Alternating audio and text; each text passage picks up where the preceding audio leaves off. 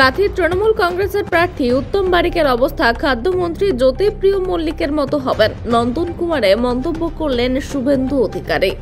তমলুক লোকসভা কেন্দ্রের বিজেপি প্রার্থী অভিজিৎ গাঙ্গুলির সমর্থনে খঞ্জি হাই স্কুল ময়দানে একটি সভা করেন রাজ্যের বিরোধী দলনেতা শুভেন্দু অধিকারী। এই সভা থেকে তিনি বলেন, কাঁথি লোকসভা কেন্দ্রের তৃণমূল কংগ্রেসে যিনি প্রার্থী হয়েছেন তার অবস্থা রাজ্যের খাদ্যমন্ত্রী জ্যোতিপ্রিয় মল্লিকের মতোই হবে।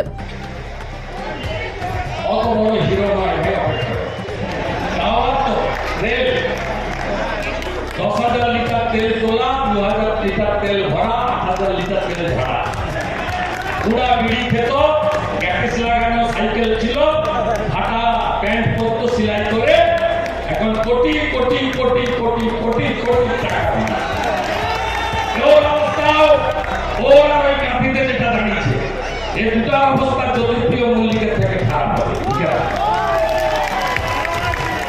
চিরদিন কাহার সভা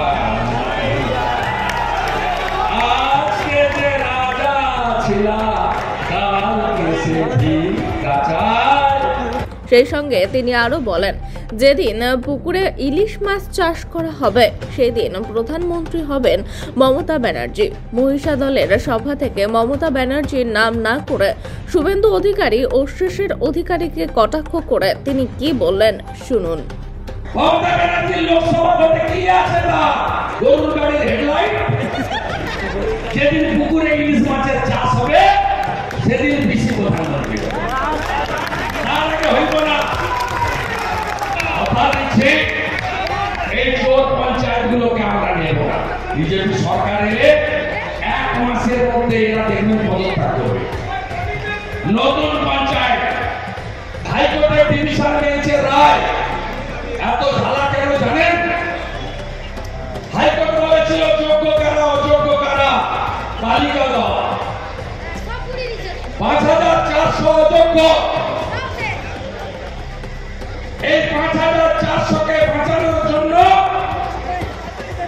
টাকা তুলেছে 18-20 লাখ করে। এদের বাঁচানোর জন্য 20,000 যোগ্য লোককে বলি দিয়েছে।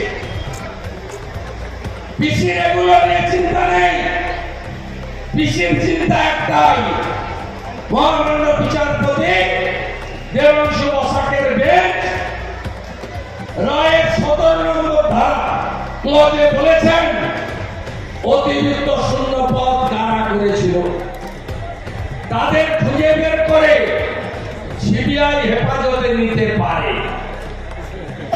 আপনারা শুনে রাখুন, এই 5400কে রেগুলারাইজ করার জন্য 5ই মে 2022 ক্যাবিনেটে মিটিং হয়েছিল। তার সভা নেতৃত্ব করেছিলেন এই ঠগি পিসি।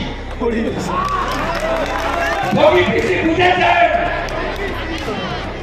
যে এত আরামের জীবন যাপন, বাইরে 6টা টালি পিছনে জোড়া জোড়া এসি,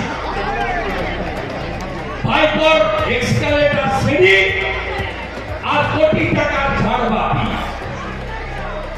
আপনি চিকিৎসা পান না আর ভাইপো আমেরিকায় যায় হপকনসে, যেখানে 1 কোটি টাকা জমা দিয়ে নাম এন্ট্রি করতে হয়। কোথায় ছিল খানবাট 11 আগে? বলছেন বাপ বেটা ছিল না নন্দীগ্রামে। আরে আপনার মা বেটা কোথায় ছিলেন? কোথায় ছিলেন? 3রা জানুয়ারি আন্দোলন শুরু হয়, আমি বামন চকে। 7ই জানুয়ারি সেলিমের দেহ ভাঙা বেড়া ব্রিজের নিচে আমি মোটরসাইকেল চালিয়ে আমি তুলেছি। আপনি যখন ক্যাডবেরি আর স্যান্ডউইচ খেয়ে অনশনের